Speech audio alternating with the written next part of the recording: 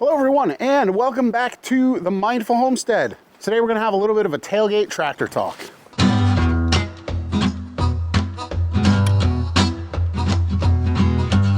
One of the questions I get asked most often as a tractor YouTuber is, simply put, what kind of tractor should I buy? And that's a really hard question to answer because, one, I've only had two tractors. I've had the Kubota and the TYM. So I don't have experience driving tons of other different tractors out there. But the second reason it's a hard question to answer is that the color of the paint on your tractor is not as important as some other things in the tractor buying process. Let me tell you guys a quick little story that's pretty relevant to this whole thing. Behind me, you can see our brand new, not brand new, it's got like 55 hours on it, but our TYM 494 that we purchased from Central New Hampshire Trailers and Equipment just this past spring. Full disclosure, they are not a sponsor of the channel. However, they do sponsor the Homesteaders of New England Fall Gathering that we put on every year. Tickets for that are on sale right now. I'll put a link down in the description so you can go get your Earlybird tickets and save a few bucks. Great speakers, lots of cool vendors. New venue this year at Cheshire County Fairgrounds in Keene, New Hampshire. If you're in the New England area, definitely come to that. It's gonna be a good time. But we bought that tractor from them this past spring. They are aware I have a YouTube channel.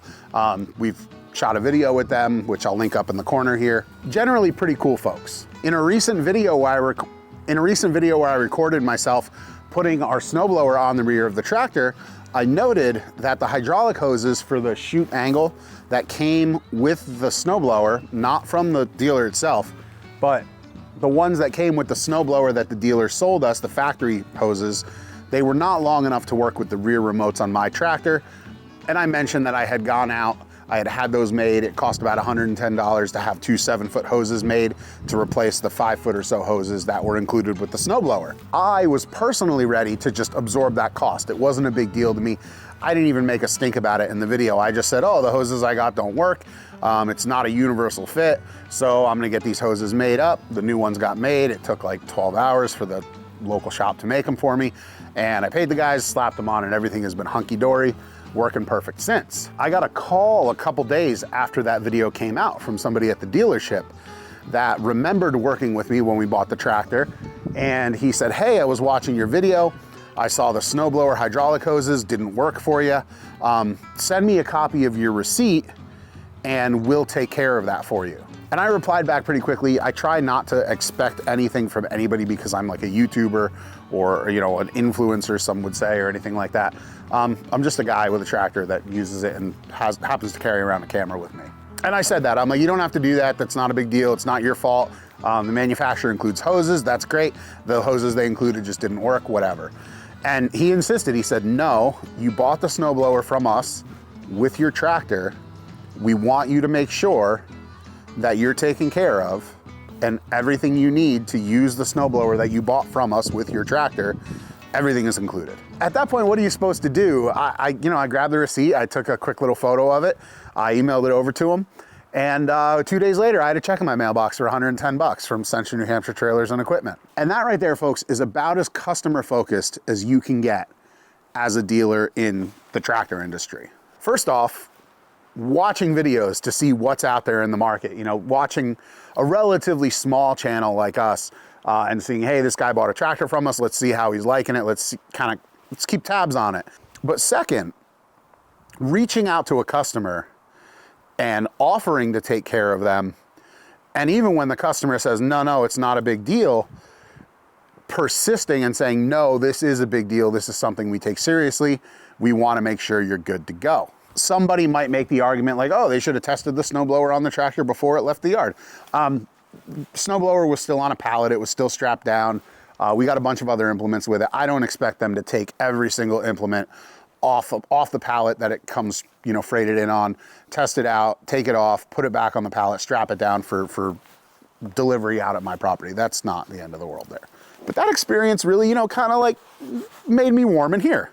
And part of why I'm making this video, I guess I'm walking gingerly because I'm on ice right now, is because I hear people ask way too often the simple question, what kind of tractor should I buy? And aside from the question of what size tractor should I buy, because that should be the first question you ask, because the size of tractor you need is going to determine which manufacturers play in that space, because they don't all make every size. but it should really go this way. What size tractor do I need? What brands cater to that size of tractor? And which brands have good dealerships within the area that I'm willing to travel for service or parts? Because here's the thing not a lot of people talk about when they're buying a tractor. You're gonna buy this tractor, you're gonna use this tractor. And 9 times out of 10, if you're buying from a well-known tractor manufacturer, Kubota, John Deere, TYM, Mahindra, all those guys, 9 times out of 10, you're gonna have a great experience with the tractor itself. Things aren't gonna break, the engines are gonna run fine, there's not gonna be really too many lemons in the space right now. They're relatively low-tech machines, emission stuff aside, which is a whole other topic. But the machines are gonna run good and work 90% of the time. You're always gonna need service though. 55 hours on this right now. It's due for its 55-hour service or 50-hour service. I'm probably gonna do that. But you are going to need to perform service on the tractor. You're gonna need parts for the tractor. Things are going to break eventually. There may be warranty claims that you have to deal with. Something may go wrong, and it might be, you know, the option of a company to fix that for you. Not the option, but it might be the responsibility of a company to fix that for you. There's a whole host of things that can pop up that will send you back to the dealer that you bought the tractor from. It's not like you're buying the tractor and you're out on an island. I mean, maybe it is if you have a bad dealer, and that's kind of my point with this whole thing. When you are purchasing a tractor, it's almost more important to vet the dealer that you're going to be working with than it is to vet the brand that you're buying. The brand is one part of it, obviously, but how the dealer takes care of you both during the sales process and after the fact is going to have a huge impact on your experience of owning this tractor. For instance, Central New Hampshire Trailers and Equipment, little stickers right here, could have seen that video and done nothing, not even said a word.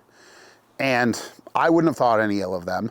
None of you had commented on that video and said, oh, the dealer should have taken care of that for you. It was just something that in the world of heavy equipment like tractors, it happens. But that employee at that dealer stepped out of his way, reached out to me, went and found my file to get my email address and got a hold of me. And that level of service after the fact is something that definitely can't be denied as a positive thing. But it's not the only thing. When you're vetting a dealer that you're gonna be buying a tractor from, you wanna do things like look at the facilities that they have. This particular dealer, they have service bays, they have a fleet of service vehicles with Palfinger lifts on them that are able to go out and actually lift tractors up off the ground to do things like replace axle seals and work on differentials and transmissions and things like that. They have a full service setup where if something goes wrong with your tractor, they have trained technicians that have the equipment they need to work on equipment. And why do I say this? Well, because there are dealerships out there, especially with a lot of the newer, younger brands that are coming into the country. TYM, I'll include them in that.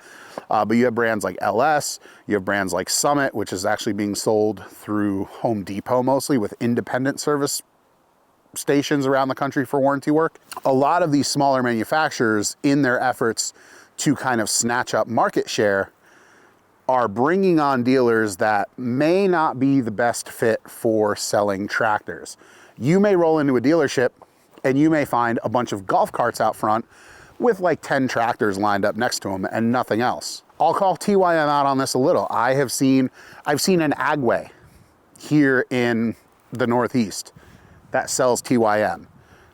No shade against Agway and no shade against TYM. You know, to get a market share, you gotta sell tractors. But if I was looking to buy a TYM tractor and I rolled into an Agway, anyone not familiar with Agway, it's like a small co-op farm store. They sell grain and hay and flowers and things like that. I don't know if that would be the kind of place where I would want to buy a tractor from, especially in the event that I needed service work performed on that tractor. I'm not saying they can't do it right. If you hire the right people, you bring in trained techs, you take a bay and you dedicate it to working on equipment, you know, you could build that into your program and get it up and going.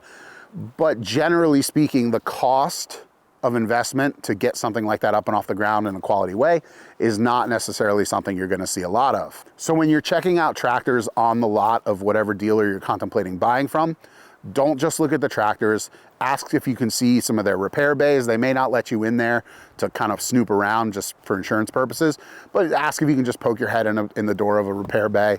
Ask how long they've been selling tractors, how many techs they have on site, if they have any mobile repair options. You know, obviously, if you don't have a trailer and this thing breaks down, you're kind of stuck at the beck and call of the dealer to come get that tractor from you. And most of them will come get it. But, you know, if you're selling golf carts and you don't sell trailers, you might not have a trailer to go, I don't know how they delivered your tractor. I don't know. That's kind of like, I'm walking down a path right here and we're just rolling with it. But my point is, when you're looking at buying a tractor, look at the dealer, not just the tractor. You know, I did my research on this. I called up a lot of my YouTube buddies that were sponsored by TYM. I said, point blank, what do you actually think of it? Don't give me the YouTube response. Give me the what do you think response. And they all have very largely positive things to say about the tractor. The only issue that a few of them said was just pay attention to your dealer, because the brand is new to the country. They're looking to expand their reach. And as such, there are some dealers out there that may not be as familiar with TYMs or tractors in general, that are new to the brand, and they're still kind of working their way up. And again, not just TYM. This goes for a whole host of new tractor brands that are in the country. By and large, your big ones, John Deere, Kubota, those, you're gonna have a lot of really good dealer networks, but I have heard there are some bad apples in the mix out there. Even Kubota dealers, I've heard of some bad ones. I've heard of some bad John Deere dealers as well. Yeah, just my thoughts on buying a tractor in today's world, especially from maybe a slightly smaller brand like TYM. Dealer is as important, possibly more, than the brand of the tractor you're looking at buying. That's gonna do it for today's video. Just a quick little one to wet the whistle and get some things off my chest that I've been thinking about. Once again, homesteaders of New England, early bird tickets are on sale now. Head down to newenglandhomesteaders.com. I'll leave the link in the description to go do that. Otherwise, as always, thanks for watching, and I hope you're having a great day. Bye.